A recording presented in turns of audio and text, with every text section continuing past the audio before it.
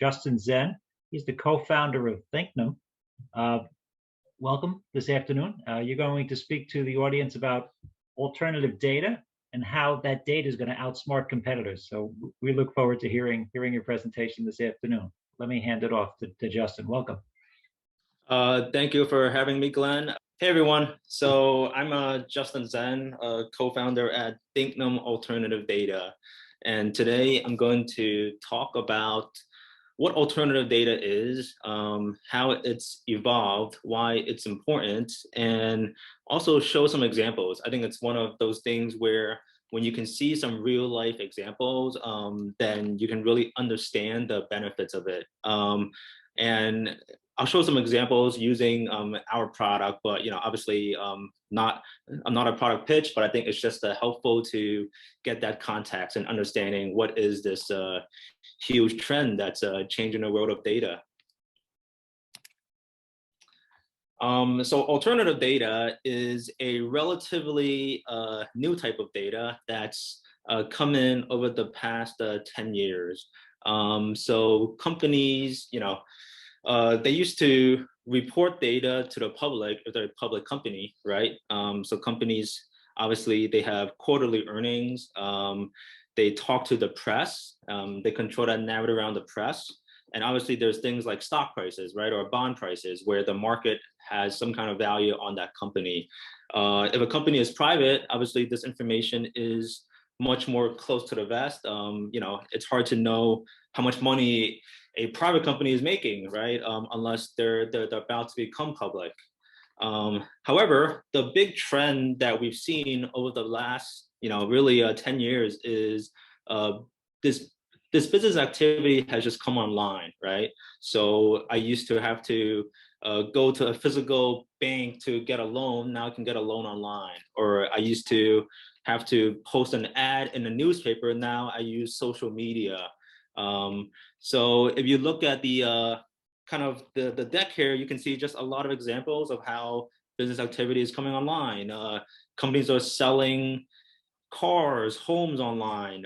They hire employees online, and these same employees go on social media to complain about their bosses online. Consumers are reviewing products online. So kind of the side effect of all of this activity coming online is a lot of data gets created. I can see which companies are doing well. I can see what is product pricing doing in real time by location, who's hiring where. So, before this activity came online, this was very, very hard to get out of companies, right? Companies are doing well, they'll tell everyone they're doing well. When companies are not doing well, they'll keep that information very close to the chest. But with alternative data, that changes. And I should say that alternative data is a little bit bigger than the web. So where we focus is the internet, right?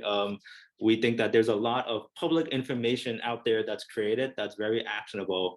But there are other forms of alternative data. When you purchase a product using your credit card company actually, they most likely sell that information.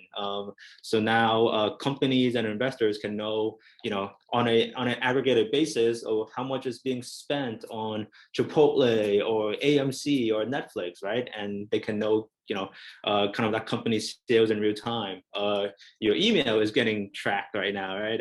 There's a lot of add-ins that we install to make us more efficient with our email. And I guess there's a saying, right? If the business model is free, then you are the product, right? So that information is getting sold. There's things like satellites. You can track how many cars are in a parking lot, or you can track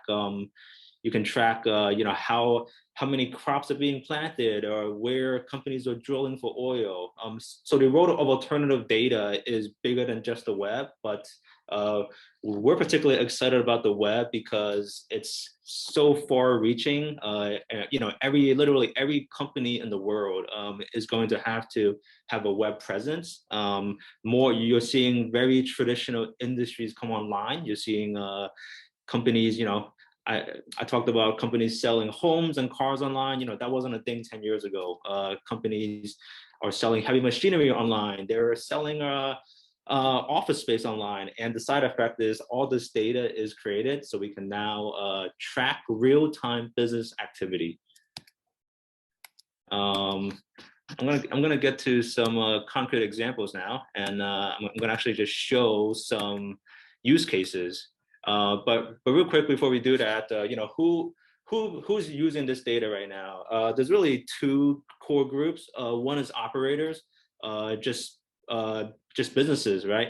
If I can see who my competitors' customers are, or who they're getting into. If I'm a food delivery company and I know that they just signed up, Joe's pizza store on the corner, then I can use that information to try to convince him to switch over to my services, right? So that, so that's coming online. Or I can see where my competitors are hiring. I can understand how well their sales office is opening in Berlin, Germany, for instance. And then the other kind of a big group that's using this information is obviously investors. I talked about, data that companies report once a quarter.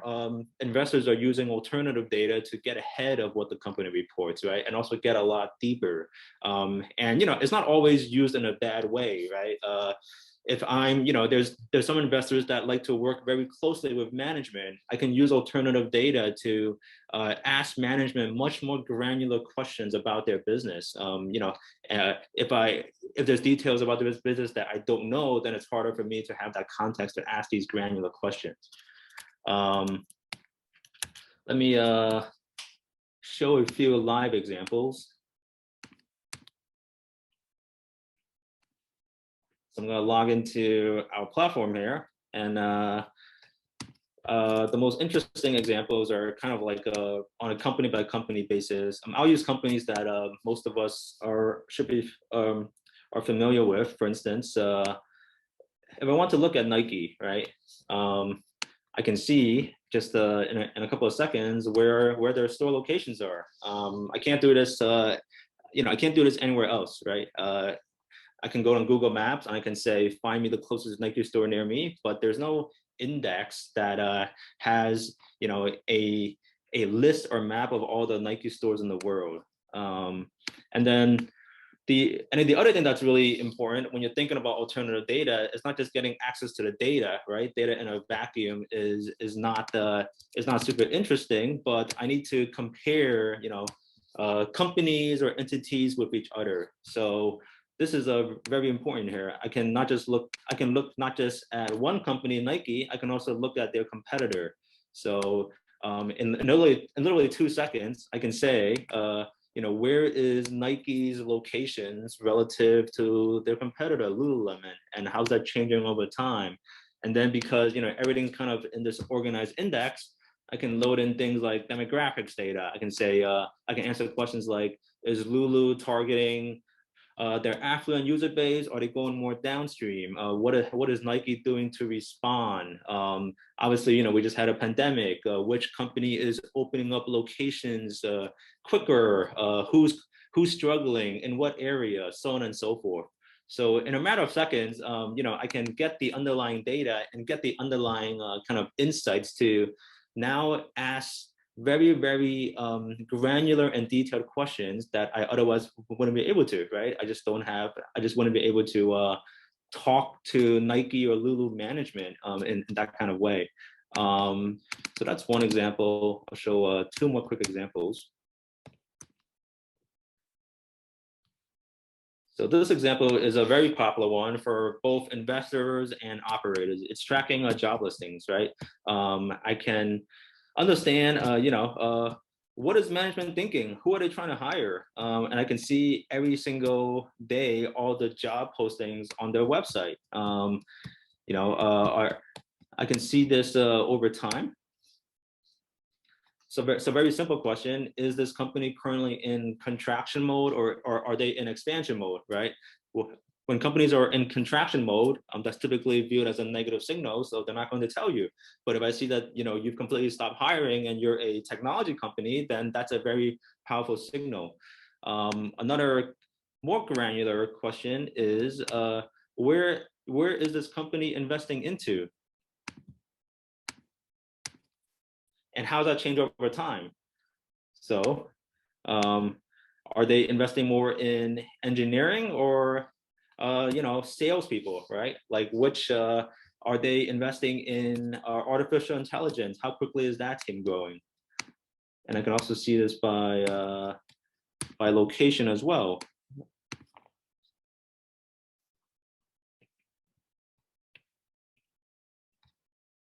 So how quickly are they expanding, in this case, internationally? You can see as this company got bigger, they started opening satellite offices all over the world, London, Paris, so on and so forth. And you can actually see them in real time add headcount to these offices.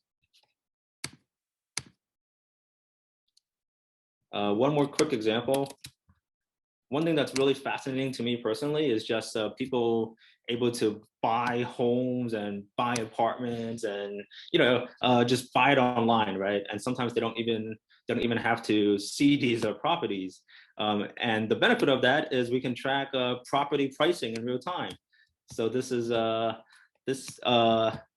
this is a company called Avalon Bay. So I can track literally like individual addresses every single day. What is the location? How many bedrooms does it have? How many bathrooms? How big is it? And then more importantly, what is the price, right? So right now, a lot of just like pricing data or like real estate data, there's a huge lag, right? The U.S. government obviously collects a lot of this information, but it takes them months to collect it. And the problem with that is the market can be changing so quickly where if it takes you 3 months to collect the data, then you're already behind the curve. But thanks to the internet, this data changes every single day. It's organized, so they can literally see it in 2 seconds versus wait 3 months to survey people or send people out there and just appraise properties. I can see this in real time. Those were some very quick examples.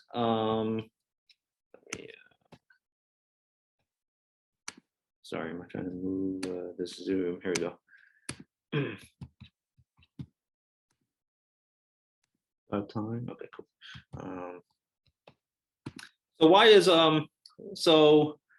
So why is alternative data important, right? I just showed some examples of what it is, what it could do.